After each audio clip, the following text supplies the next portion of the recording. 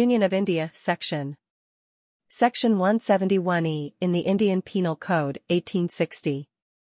171E Punishment for bribery. Whoever commits the offence of bribery shall be punished with imprisonment of either description for a term which may extend to 1 year, or with fine, or with both, provided that bribery by treating shall be punished with fine only. Explanation. Treating means that form of bribery where the gratification consists in food, drink, entertainment, or provision. Calcutta high court মেয়াদ উত্তীর্ণ হওয়ার পর যারা চাকরি পেয়েছেন তাদের 1-2% সুদসহ বেতন ফেরত দিতে হবে 4 সপ্তাহে।